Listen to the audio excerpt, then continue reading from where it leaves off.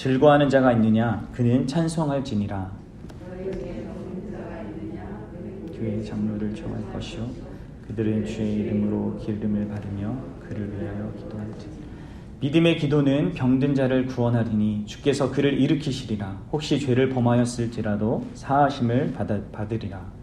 그러므로 너희 죄를 서로 고백하며 병이 낫기를 위하여 서로 기도하라.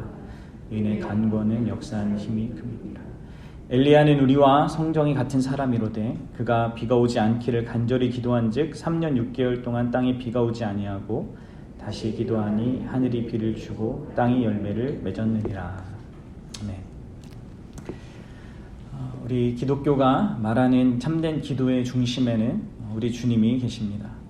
우리 주님이 허락하신 것 안에서 우리가 기도하게 되는 것이죠. 바로 그 주님 때문에 우리는 고난을 능히 감당할 수 있도록 우리의 모든 필요를 채우시는 하나님을 아버지라 부르면서 그렇게 기도할 수 있습니다. 또한 고난 중이든 또 잠시 우리에게 평안함이 있을 때든 그런 외적인 어떤 조건과 관계없이 바로 우리 주님 때문에 우리는 그 어느 것도 흔들 수 없는 그런 즐거움을 소유한 자입니다. 그래서 우리는 찬송할 수 있는 것이죠. 심지어 고난 중에도 즐거워하고 찬송할 수 있는 것입니다. 또 우리는 우리 주님 때문에 우리에게는 믿음의 지체들이 있습니다. 그래서 병과 같은 세상의 악으로 말미암아 우리의 믿음이 약해질 때 우리의 믿음을 도울 수 있는 그런 지체들이 있는 것이죠. 이 모든 것이 우리 주님 때문입니다. 그리고 바로 그 주님 때문에 모든 믿는 자들이 누릴 수 있는 놀라운 기도의 특권인 것이죠. 이를 통해 우리는 우리의 인내가 더 견고해지게 된 겁니다.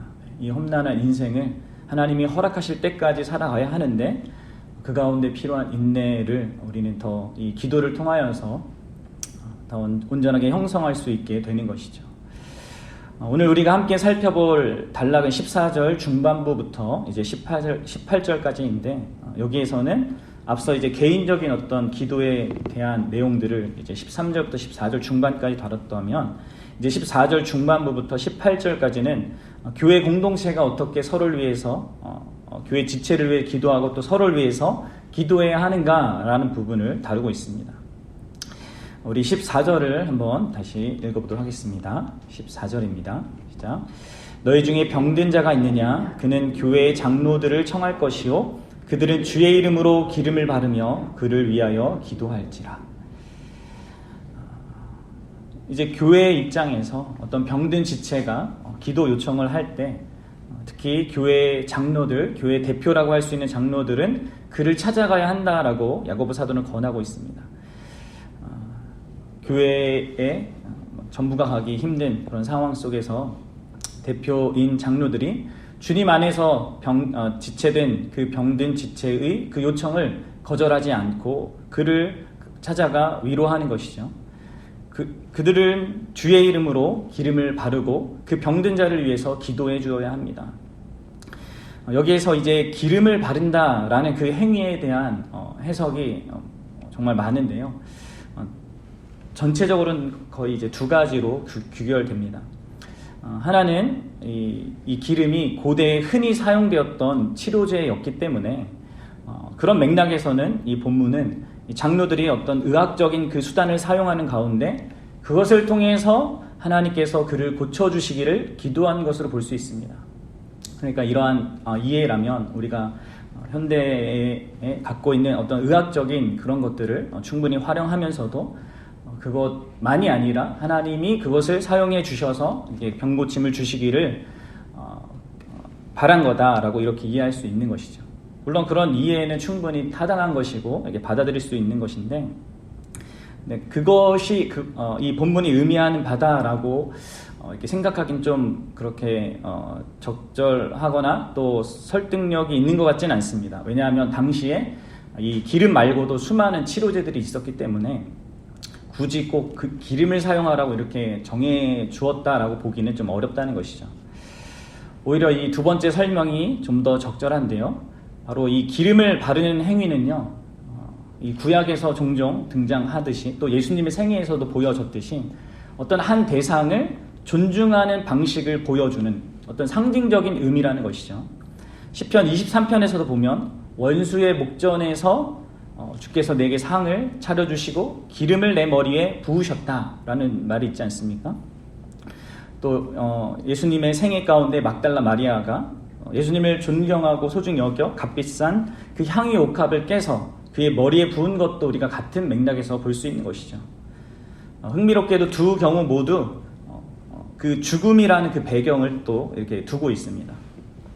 질병이라는 것은 곧 죽음의 증상이기도 한데 어떤 의미에서 우리에게 가장 큰 원수이죠. 그 가장 큰 원수인 사망 앞에서도 바로 그 병들어 있는 그 지체가 여전히 하나님의 사랑받는 자이고 또 하나님의 돌봄의 대상이라는 사실을 상기시켜주는 그런 의미로 기름을 바르는 이 행위를 한 것으로 우리는 이해할 수 있습니다. 바로 그런 가운데 장로들이 믿음으로 그를 위해 기도해야 하는 것이죠. 주님을 굳게 믿는 가운데 기도하되 그 지체의 믿음을 위해서 기도하는 것입니다. 무엇보다도 먼저 그 병든 처지에서 믿음이 약해질 수밖에 없는 그 지체의 믿음을 돕도록 기도하는 것입니다. 다시 견고하게 주님을 향한 믿음에 서도록 그 고통의 순간들을 잘 뚫고 지나갈 수 있도록 기도해야 하는 것이죠. 하나님께서 그 모든 과정을 통하여서 그에게 복된 것을 이루어 주시기를, 그리고 그 고난을 정말 잘 참고 견뎌서 미래의 주님으로부터 얻을 그 상을 바라볼 수 있도록 기도해 주어야 합니다. 무엇보다도 그의 믿음의 대상이신 예수 그리스도에게 주목할 수 있게, 그분이 자비롭고 긍휼히 여기신다는 것을 신뢰할 수 있게, 또 그분의 강림이 가깝다는 것을 선명하게 보는 가운데 인내하도록 기도해 주어야 하는 것이죠. 또한 거기서 멈추지 않고 우리는 그 장로들은, 또 교회 지체들은 주의 뜻 가운데 그가 지금 당면한 현재적인 그 고통의 원인인 그 병 또한 해결받을 수 있도록 마땅히 기도해야 합니다. 그리고 이러한 믿음의 기도가 놀랍게도 때로 병든 그 자를 구원하는, 회복하게 하는 일을 일으킬 수도 있는 것이죠. 바로 주님의 뜻이라면 주께서 그 병든 자를 일으키시는 것입니다. 물론 여기에서 항상 그런 일이 일어난다라는 것을 약속하는 것은 아니죠. 우리 15절 한번 다시 읽어보겠습니다. 15절입니다. 믿음의 기도는 병든 자를 구원하리니 주께서 그를 일으키시리라. 혹시 죄를 범하였을지라도 사하심을 받으리라. 이 본문을 두고 일부 기독교 그룹에서는 이 믿음의 기도가 반드시 병으로부터 구원을 가능케 한다라고 주장하기도 합니다. 그래서 만약 기도해도 병이 낫지 않는다면 그것은 믿음의 기도를 하지 않았기 때문이고, 혹은 믿음이 약해서 그렇다라고 하면서 더 강력한 어떤 믿음을 발휘할 것을 요구하죠. 그러나 우리는 사도 바울의 경우를 한번 생각해 봐야 합니다. 사도 바울이 자신에게 있었던 그 육신의 가시를 하나님 앞에 낫게 하려고 그렇게 3번이나 기도한 것은 믿음의 기도가 아니었습니까? 또 하나님께서 내 은혜가 내게 족하다라고 하신 그 응답하심은 또 무엇이겠습니까? 그러니까 우리는 성경을 항상 이해할 때 이런 전체적인 성경의 맥락에서 봐야지, 따로 떼어내어서 우리에게 편하게, 그리고 우리에게 그냥 좀 좋은, 입맛에 맞는 그런 식으로 이해하려고 하는 그런 유혹에 주의해야 하는 것이죠. 믿음의 기도에도 불구하고 병이 낫지 않을 수 있습니다. 믿음의 기도를 드렸던 바울처럼 말이죠. 또 그러나 우리가 여기서 기억할 것은, 다만 우리가 기억할 것은 병이 낫지 않는다고 주님이 우리를 사랑하지 않는 것이 아니며 또 돌보지 않는 것이 아니라는 것입니다. 우리는 다 헤아리기 어렵지만 그 과정을 그 사람이 필요로 하기 때문에 하나님이 허락하시는 것입니다. 사도 바울의 증언대로라면 우리가 약할 때 바로 그 주님이 더 강하시다는 것을 알게 하시려고 허락하시는 것일 수 있는 것이죠. 그리고 무엇보다도 확실한 진리는요, 그 어떤 것도 우리 주 예수 그리스도의 안에 있는 하나님의 사랑에서 끊을 것이 없는 것, 그것은 너무나 분명한 것입니다. 이렇게 믿음의 기도가 그 사람을 반드시 병에서 구원할 것이라고 오해하지 않도록 야고보 사도는 주님을 전면에 내세우죠. 믿음의 기도는 병든 자를 구원하리니 주께서 그를 일으키시리라. 주님의 뜻 가운데 그를 일으키신다는 것이죠. 그 장로들의 간구에 응답하심을 표현하는 것인데, 주님을 주어로 이렇게 내세우면서 정말 그분이 주님이시기 때문에 그분의 뜻 가운데서, 그 주님의 주권 가운데서 필요하다면 일으킴을 받는 것입니다. 그리고 만약 우리가 병에서 일으킴을 받는다면 그것은 그들의 믿음, 그것을 위해서 간구했던 그들의 믿음이 그를 일으키는 것이 아니라 그들의 믿음을 수단화하여서 바로 주님이 일으키신다는 것을 우리에게 명확하게 지금 알려주고 있는 것입니다. 여기 15절 하반절에서 우리의 또 주목을 끄는 내용은 이거죠. 혹시 죄를 범하였을지라도 사하심을 받으리라. 혹시 그 병든 사람이 혹여나 교회에게 죄를 범한 경우라도 교회의 대표인 장로들은 그를 위해 기도함으로써 그의 죄까지 용서하고 또 주님으로부터 용서를 받을 수 있게 해주라고까지 지금 말하고 있습니다. 정말 놀랍지 않습니까? 다만 성실한 믿음의 어떤 지체를 위해서 찾아가 그를 위한 믿음의 기도를 드려줄 뿐만 아니라 불충스럽고 또 문제를 일으킨 그 지체를 위해서도 동일하게 기름을 바르며 존귀하게 여기고 그를 위해 기도해 주라고 하고 있습니다. 그럼 이런 공동체가 세상에 어디 있겠습니까? 이것은 오직 예수 그리스도로 말미암아 서로 연합된 그런 공동체만이 갖는 그런 독특한 관계성이죠. 이제 기도의 마지막 부분인 이 16절에서 야고보는 초점을 모든 믿는 자로 옮깁니다. 14절 중반부터 15절까지는 장로들이 어떻게 해야 되는가, 교회 대표들이 어떻게 기도해야 되는가 라는 부분을 다뤘다면, 이제 16절부터는 교회 전체가 그 전체 공동체에게 적용되는 그 기도에 관하여 말하고 있습니다. 무엇을 권하고 있습니까? 우리 16절을 한번 다시 읽어보도록 하겠습니다. 그러므로 너희 죄를 서로 고백하며 병이 낫기 위하여 서로 기도하라. 의인의 간구는 역사하는 힘이 큼이니라. 야고보가 여기에서 1차적으로 말하고자 하는 것은 용서하고 용서받는 일은 특별한 직분에 제한되는 것이 아니라는 사실입니다. 모든 성도들이 서로에게 행해야 할 믿음의 실천이라는 것을 말해주는 것이죠. 그래서 더 이상 장로들을 언급하지 않습니다. 그리고 17절과 18절에 구약의 기름 부음 받은 선지자인 그 엘리야를 언급하고 있는 것이죠. 그러면서도 그가 우리와 성정이 같은 사람이다 라고 말하는 것입니다. 그 어떤 직분에 관계없이 우리는 서로에게 우리 죄를 서로 고백하고 서로의 영적 건강을 위하여 기도해야 한다는 것이죠. 여기에서 병이 낫는다라는 단어는요, 이 문맥에 따라서 육체적인 치유를 말할 수도 있고 영적인 치유를 말할 수 있습니다. 이 문맥에서는 후자를 의미한다고 볼 수 있는데요.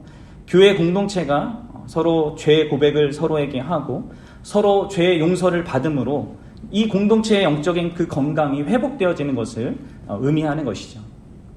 그리고 그것이 가능한 것이 바로 의인의 간구가 역사하는 힘이 크기 때문입니다. 바로 이러한 이유 때문에 영적인 그 회복이 교회적으로 일어날 수 있다라는 것을 말하는 것입니다. 여기에서 의인은 누구를 말하는 걸까요? 근본적으로는 유일하고 참 의인이신 예수 그리스도를 우리에게 상기시키는 표현입니다. 바로 그분의 간구로 우리가 용서함을 받고 그분의 간구로 우리가 회복을 받지 않습니까? 마찬가지로 우리는 주님을 믿어서 그분의 의로우심에 동참하고 그래서 의인이 되죠. 뿐만 아니라 어떤 의미에서 그 의인이신 그분의 간구에 우리가 또한 동참하게 됩니다. 그래서 우리는 의롭다함을 받은 의인으로서 다른 이의 죄사함을 위하여서 간구할 수 있는 그런 자격과 지위를 받는 것입니다. 그래서 그런 자로서 그런 모든 공동체의 한 일원으로서 서로를 위하여서 기도하라는 것이죠. 그러면 여러분, 왜 마지막으로 이 야고보가 이 기도에 관한 권면의 마지막 부분에 이렇게 서로 죄를 고백하고 병이 낫도록 곧 서로의 영적인 건강의 회복을 위하여서 기도하라고 하겠습니까? 이는 이 야고보서의 그 본론에서 다루어진 것처럼 각양각색의 문제들을 야고보서 이 수신 교회가 갖고 있었습니다.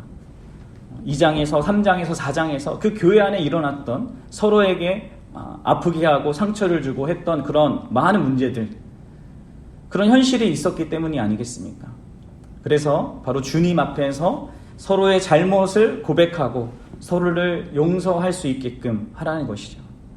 서로 그간 있었던 일로 상처받은 마음과 또 무너졌던 그런 영적 상태가 회복되어지도록 서로를 위하여서 우리 주님 앞에 아뢰라는 것입니다. 그러면 그런 기도가 역사하는 힘이 커서 바로 그 교회를 회복한다라는 것을 우리에게 보여주고 있는 것입니다.